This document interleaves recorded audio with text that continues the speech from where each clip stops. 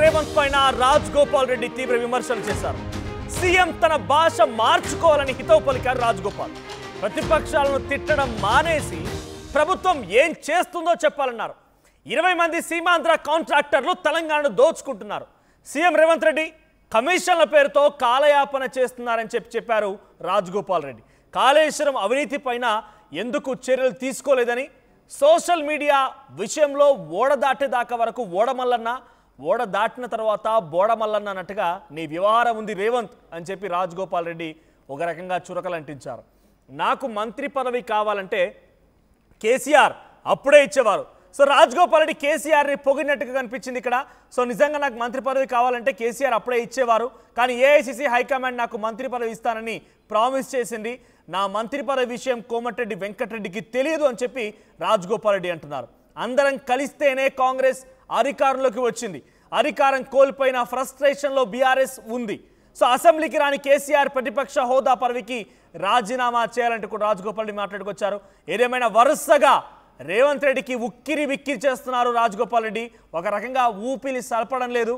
రేవంత్ రెడ్డికి అంత కంటిన్యూస్గా ప్రతిపక్షాలైనా కౌంటర్ ఇస్తున్నా లేదో కానీ అధికార పార్టీకి సంబంధించిన ఎమ్మెల్యే రాజ్ గోపాల్ రెడ్డి వరుసగా రేవంత్ రెడ్డికి కౌంటర్లు ఇచ్చి పడేస్తున్నారు.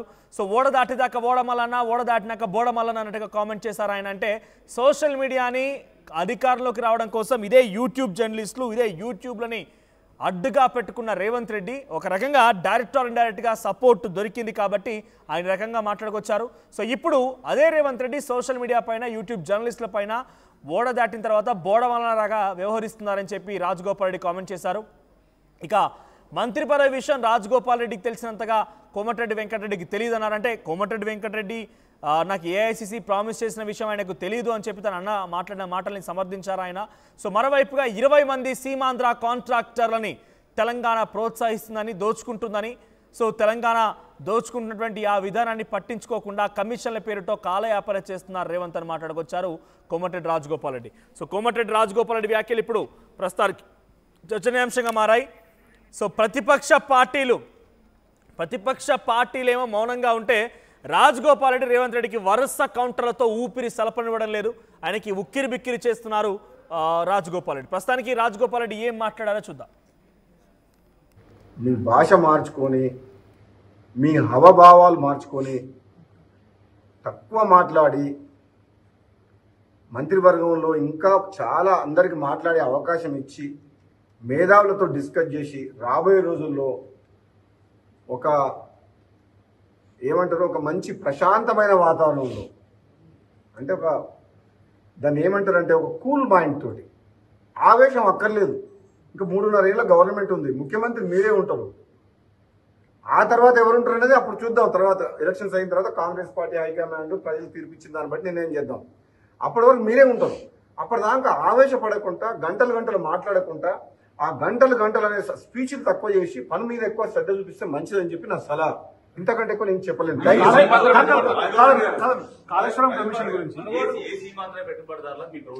కాళేశ్వరం ప్రాజెక్టు మీద పీసీగో నివేదిక మీద చర్యలు తీసుకుంటామని చెప్పి అసెంబ్లీలో చర్చించి ముఖ్యమంత్రి గారు ప్రకటించారు. కాబట్టి ముఖ్యమంత్రి గారికైనా ప్రభుత్వానికైనా నా సలహా ఏంటంటే, తెలంగాణ ప్రజలు 10 ఏళ్ల కాలంలో కేసీఆర్ కుటుంబంతో పాటు సీమాంధ్ర పెట్టుబడిదారులు ప్రాజెక్టుల పేరు మీద మిషన్ భగీరథ అని sand mafia, land mafia, liquor mafia లక్షల కోట్లు దోసుకొని రాష్ట్రాన్ని అప్లపాలు చేసిన మాట వాస్తవము.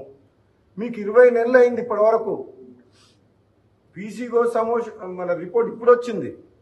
మీ పుణ్యకాలం అంతా మీరు ఈ రిపోర్ట్లతోటి, ఈ కమిషన్లతోటే గడిచిపోయేటట్టుంది.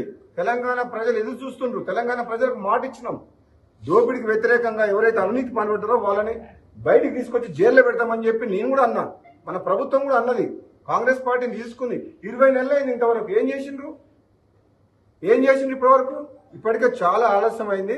ఇప్పటికైనా మీరు మాటలు తక్కువ చేసి అవినీతి పట్ల అందరినీ జైల్లో పెట్టాల్సిన బాధ్యత, దోపిడీ చేసిన తెలంగాణను దోపిడీ చేసి లక్షల కోట్లు దోసుకుని అప్పుల పాలు చేసిన వ్యక్తిని ఎవరిని కూడా వదిలిపెట్టి వీలైన త్వరగా అరెస్ట్ చేసి జైల్లో పెట్టాలి. బల్కచర్ల విషయంలో ఏపీ ముఖ్యమంత్రి చంద్రబాబుతో రేవంత్ రెడ్డి కుమ్మక్కాయని చెప్పి బీఆర్ఎస్ ఆరోపిస్తుంది. బీఆర్ఎస్ వాళ్ళు బీఆర్ఎస్ పార్టీ అధికారం పోయిందన్న ఫ్రస్ట్రేషన్లో ఉన్నారు. కేసీఆర్ అసెంబ్లీ రాకుండా ప్రతిపక్ష నాయకుడి హోదాలో కొనసాగే అర్హత లేదు. మొట్టమొదట ఆయన అసెంబ్లీ కన్నా రావాలి, ప్రతిపక్ష నాయకుడి హోదా కన్నా రిజైన్ అన్న ఎవరినైనా పెట్టాలి. నెంబర్ 1. నెంబర్ 2, అధికారం పోయిన తర్వాత ఫ్రస్ట్రేషన్లో ఎన్నో మాట్లాడతారు. వాళ్ళు ఉన్నప్పుడు తుమ్మిడిగడ్డ దగ్గర ఉన్న ప్రాజెక్ట్ని మేడిగడ్డకు మార్చి కూలిపోయే ప్రాజెక్టు కట్టి లక్షల కోట్ల అప్పులు చేసి రాష్ట్రాన్ని అప్పులపాలు చేసిండ్రు. బీఆర్ఎస్ పార్టీ నాయకులకు కానీ కేసీఆర్ కానీ ఈరోజు మాట్లాడే అర్హత కోల్పోయిండ్రు. వాళ్ళకి పుట్టగతులు ఉండవు. రాబోయే రోజుల్లో బీఆర్ఎస్ పార్టీ అనేది ఉండదు. అది అందరికీ తెలిసిన విషయం. ప్రజలు కూడా నమ్మి 2 సార్లు ఓటేసిండ్రు. ఈ రాష్ట్ర పరిస్థితి ఏమైంది? అప్పులపాలైంది. ఈరోజు జీతాలు ఇవ్వలేని పరిస్థితి. ధనిక రాష్ట్రం, మిగులు బడ్జెట్ ఉన్న రాష్ట్రాన్ని దివాలా తీయించి అప్పులపాలు చేసింది ఎవరంటే బీఆర్ఎస్ పార్టీ, కేసీఆర్.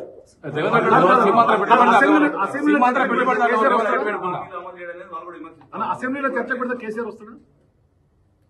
మీరు ఇన్ని ప్రశ్నలు ఒక్కటేసారి ఏమో ఆన్సర్ చేస్తారు. నేను చెప్తున్నా, మీకు ఒకటే చెప్తున్నా. తెలంగాణ డిజిటల్ మీడియా సోదరులను అవమానించిన సంఘటన మీద నేను ట్వీట్ చేస్తే ధన్యవాదాలు. ఒకటే క్వశ్చన్ సార్, రేవంత్ రెడ్డి మీద డైరెక్ట్ గా మీరు ఒక విధంగా ఆయన డైరెక్ట్ విమర్శ చేస్తున్నారు. రేవంత్ రెడ్డి మీద, ఈ రాష్ట్ర నాయకత్వం మీద, పార్టీలో ప్రభుత్వ పరంగా 2 విమర్శ చేస్తున్నారు. దీన్ని ఒకవేళ పార్టీ సీరియస్ గా తీసుకోండి సార్. నేను రేవంత్ రెడ్డి గారికి సలహాలు సూచనలు ఇస్తున్నా, విమర్శన చేయట్లేదు. అది కూడా ట్వీట్లో కూడా పాలకులు అన్న, ముఖ్యమంత్రి అనలే, రేవంత్ రెడ్డి అనలే. పాలకులు ఎవరైనా సరే, ముఖ్యమంత్రి కావచ్చు, మంత్రులు కావచ్చు, ఎవరైనా సరే డిజిటల్ మీడియా సోదరులని అవమానించకూడదు, అది సబబు కాదు అని చెప్తున్నా. ఇప్పుడు కూడా రేవంత్ రెడ్డి గారికి, ముఖ్యమంత్రి గారికి మంచి పనులు చేయండి, ఆవేశపూరితమైన ప్రసంగాలు మాట్లాడి ప్రతిపక్షాలను తిట్టి తిట్టి తిట్టి తిట్టి ప్రజలందరూ అసహించుకుంటున్నారు.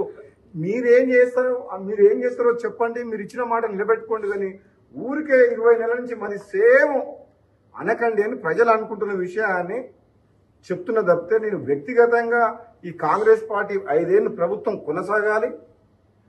ఇది పేదల ప్రభుత్వం, ఇది పేదల పార్టీ. నేను కూడా కాంగ్రెస్ పార్టీ అంటే అభిమానంతో చెప్తున్నా.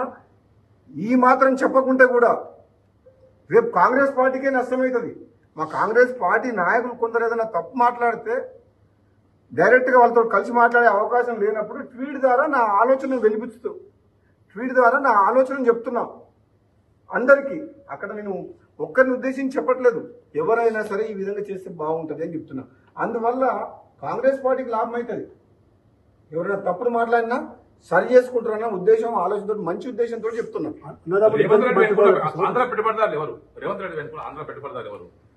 ఇక మీకు 1, 2, 3, 4, 5, 6, 20 మంది ఉన్నారు. ఈ రాష్ట్రాన్ని దోసుకుంటున్న. ఇప్పుడు కూడా రాబోయే రోజుల సమయం వచ్చినప్పుడు వాళ్ళ బండారం బయట పెడతా. ఏది ఏమైనా తెలంగాణ రాష్ట్ర సంపద లూటీ విషయంలో కానీ, కాంట్రాక్టుల విషయంలో కానీ, భూముల విషయంలో కానీ, ఇసుక మాఫియా విషయంలో కానీ, ఏ విషయంలో సరే తెలంగాణ ప్రాంతానికి, ప్రజలకు అన్యాయం చేసే పని ఎవరు చేసినా బహిరంగంగా మాట్లాడతా. Thank you. మొదటిగా ఆయన మాట్లాడింది తనకి ఏఐసిసి మంత్రి పదవి ఇస్తానని ప్రామిస్ చేసిన విషయం కోమటిరెడ్డి వెంకటరెడ్డి తన అన్నకు తెలియదు. 1. ఆ తర్వాత ముఖ్యమంత్రి రేవంత్ రెడ్డి భాష మార్చుకోవాలి, నీ భాష భావం మార్చుకోకపోతే తప్పులో పడ్డట్టే, ఇక ఈ 3 ఏళ్ళు ఎట్లాగా నువ్వే ఉంటావు కాబట్టి ఉండు, ఆ తర్వాత ప్రజా నిర్ణయం తీసుకొని మళ్ళీ కాంగ్రెస్కి పట్టం కడితే అప్పుడు మళ్ళీ ముఖ్యమంత్రి ఎవరు కావాలో అప్పుడు ఆలోచిద్దాం, ఈ 3 ఏళ్ళు ఎట్లా ఉంటావు కాబట్టి ఉండు. తర్వాత సోషల్ మీడియా జర్నలిస్ట్ని, యూట్యూబ్ జర్నలిస్ట్ని ఉద్దేశించి ఇటీవల కాలంలో రేవంత్ రెడ్డి మాట్లాడిన మాటల్ని మరోసారి కోట్ చేస్తూ ఆయన ఓడెక్కేదాకా ఓడమల్లన్న, ఓడ దిగిన తర్వాత బోడమల్లన్నట్టుగా ఆయన ప్రవర్తన మారిపోయింది అనే రకంగా మళ్ళీ కోట్ చేస్తూ 20 మంది సీమాంధ్ర కాంట్రాక్టర్లు తెలంగాణను దోచుకుంటున్నారు, వారందరినీ పట్టించుకోకుండా కమిషన్ల పేరుతో, కాళేశ్వరం పేరుతో కాలయాపన చేస్తే కుదరదు అని చెప్పి రేవంత్ రెడ్డికి ఒక రకంగా డైరెక్ట్గా చురుకలు అంటించారు రాజగోపాల్ రెడ్డి. మా ప్రతినిధి మధు అందుబాటులో ఉన్నారు. మధు, సో రాజగోపాల్ రెడ్డి అటు ప్రతిపక్షాలైన వరుసగా రేవంత్ రెడ్డికి కౌంటర్ ఇస్తున్నాయో లేదో కానీ వరుసగా రేవంత్ రెడ్డికి కనీసం ఊపిరి సలపకుండా ఆయన ఉక్కిరి బిక్కిరి చేస్తున్నారు కోమటిరెడ్డి రాజగోపాల్ రెడ్డి కామెంట్స్తోని. ఇలా చూడాలి, డైరెక్ట్గా రేవంత్ రెడ్డి ఎందుకు టార్గెట్ అవుతున్నాడు ప్రతిరోజు కోమటిరెడ్డి రాజగోపాల్ రెడ్డికి? నాకు మంత్రి పదవి కావాలంటే అప్పుడే కేసీఆర్ ఇచ్చేవాడు అనేటువంటి మాటను కూడా మాట్లాడుతున్న సందర్భంలో, అంటే నేను మంత్రి పదవి కోసం వెంపర్ రావట్లేదు, పదవుల కోసం ఆశపడట్లేదు అనేటువంటిది కోమటిరెడ్డి రాజగోపాల్ రెడ్డి చెప్పే ప్రయత్నం చేస్తా ఉన్నారు. వరుస ట్వీట్లు, వరుస స్టేట్మెంట్లు, వరుసగా ఆయన మాట్లాడుతుండటంతో పెద్ద ఎత్తున పార్టీలో చర్చకు తావిస్తా ఉంది. ముఖ్యంగా రాష్ట్ర రాజకీయాల్లో ఒక సంచలనంగా మారారు కోమటిరెడ్డి రాజగోపాల్ రెడ్డి. అంటే అనేక అంశాలు మాట్లాడుతూనే సీఎం రేవంత్ రెడ్డి కమిషన్ల పేరుతో కాలయాపన చేస్తా ఉన్నారు, అంటే ప్రజలకు గతంలో ఇచ్చినటువంటి ప్రామిసెస్ ని నిలబెట్టుకోవట్లేదు కాంగ్రెస్ పార్టీ అనేటువంటిది రాజగోపాల్ రెడ్డి చెప్పే ప్రయత్నం చేస్తున్నారు. నిజంగా అవినీతి ఉంటే కేఆర్ఎస్వరం అవినీతి పైన కఠిన చర్యలు తీసుకోవాలి, బాధ్యుల పైన ఎందుకు చర్యలు ఇంకా తీసుకోలేదు అంటూ కూడా క్వశ్చన్ చేస్తా ఉన్నారు. అధికారం కోల్పోయినటువంటి ఫ్రస్ట్రేషన్ లో బీఆర్ఎస్ మాట్లాడుతూ ఉంటే అధికారం ఇచ్చినా కూడా పదే పదే కేసీఆర్ మీద ప్రతిపక్షాల మీదనే రేవంత్ రెడ్డి మాట్లాడుతూ టైం వేస్ట్ చేస్తా ఉన్నారు, ప్రజలకు ఉపయోగపడే పనులు చేయండి, తక్కువగా మాట్లాడండి అటువంటి స్టేట్మెంట్ చేస్తా ఉన్నారు. ఇక సోషల్ మీడియా సంబంధించినటువంటి జర్నలిస్టుల పైన, డిజిటల్ మీడియా జర్నలిస్టుల పైన చేసినటువంటి వ్యాఖ్యల పైన మళ్ళీ కోట్ చేస్తూ అది తప్పే, సూచన చేస్తా ఉన్నాను, పాలసీ మారొద్దు, కావాలని సోషల్ మీడియా విషయంలో ఓడ దాటే వరకు ఓడమల్లన, ఓడ దాటిన తర్వాత బోడమల్ల అన్నట్టుంది రేవంత్ రెడ్డి వైఖరి అంటూ చెప్పే ప్రయత్నం చేస్తా ఉన్నారు. ఏఐసిసి అధిష్టానం నాకు మంత్రి పదవి హామీ ఇచ్చింది, ప్రామిస్ చేసింది, ఆ ప్రామిస్ కోమటిరెడ్డి వెంకరెడ్డికి తెలీదు. సో మరి స్థానిక ఎన్నికల లోపల ఫుల్ఫిల్మెంట్ చేయాలి, చేసి స్థానిక సంస్థల ఎన్నికల కంటే మంత్రివర్గ విస్తరణ జరగాలి, తర్వాత స్థానిక సంస్థల ఎన్నికలకు వెళ్లాలనేటువంటి డిమాండ్ కూడా రాజగోపాల్ రెడ్డి చేసే ప్రయత్నం చేస్తా ఉన్నారు. అనేక విషయాలకు సంబంధించి మాట్లాడారు. మిగులు బడ్జెట్ ని బీఆర్ఎస్ అప్పులపాలుగా చేసింది అప్పుడు ఉన్నటువంటి ప్రభుత్వం, సో దాన్ని సరి చేసే ప్రయత్నం చేయాలి. రేవంత్ రెడ్డికి ఇంకా 3.5 సంవత్సరాల టైం ఉంది, తర్వాత ముఖ్యమంత్రి ఎవరో అప్పుడు డిసైడ్ అవుతుంది, ఇప్పుడు కాదు అనేటువంటి అభిప్రాయాన్ని వ్యక్తం చేశారు. కాంగ్రెస్ పార్టీ పేదల పార్టీ, ఇంకా 3.5 ఏళ్ళు అధికారంలో ఉంటుంది, ఎక్కడ తప్పు జరుగుతుంది అనేటువంటిది చెప్పకపోతే పార్టీకి తెలియదు కాబట్టి నేను ట్వీట్ల రూపంలో చెప్తున్నాను, వాళ్ళు అందుబాటులో ఉండట్లేదు కాబట్టి అంటూ కూడా ఆయన మాట్లాడారు.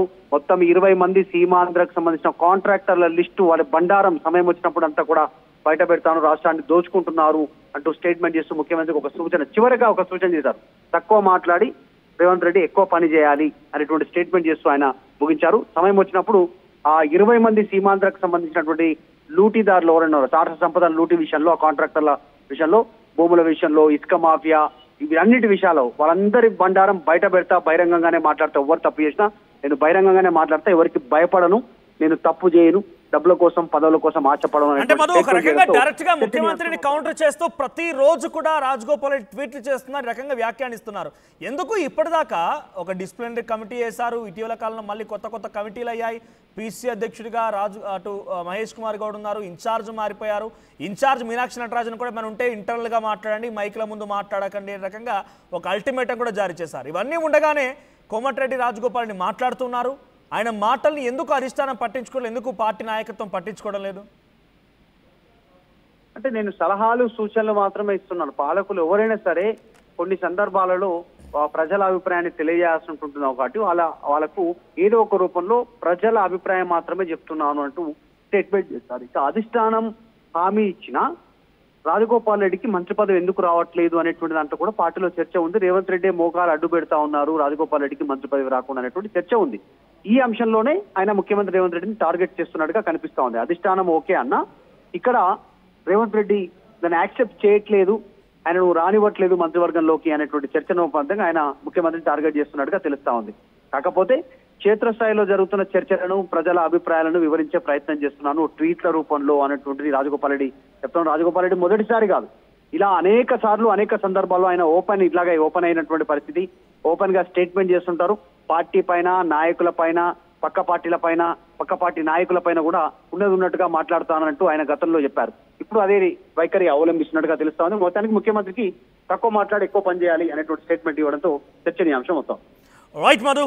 సో కోమటిరెడ్డి రాజగోపాల్ రెడ్డి డైరెక్ట్ గా వరుసగా కౌంటర్తో రేవంత్ రెడ్డిని ఉక్కిరి బిక్కిరి చేస్తున్నారు. రేవంత్ రెడ్డికి డైరెక్ట్ గా ప్రతిపక్షాలైన ఈ స్థాయిలో కౌంటర్ ఇస్తున్నా లేదో కానీ డైరెక్ట్ ఆర్ ఇండైరెక్ట్ గా కోమటిరెడ్డి రాజగోపాల్ రెడ్డి వరుస కౌంటర్లు ఇస్తున్నారు. దీంట్లో ఈరోజు మాట్లాడిన మాటల్లో ఒకే నిజంగా మంత్రి పదవి కావాలనుకుంటే కేసీఆర్ అప్పుడే ఇచ్చేవాడని ఒక మాట మాట్లాడుకొచ్చాడు. ఆ తర్వాత రేవంత్ రెడ్డి తక్కువ మాట్లాడి ఎక్కువ పని చేయాలి, ప్రతిసారి కూడా అనవసరంగాటువంటి భాషను ఉపయోగిస్తున్నారు. భాషని భావాన్ని మార్చాలి. ముఖ్యమంత్రి రేవంత్ రెడ్డి పనిచేసి చూపించాలి.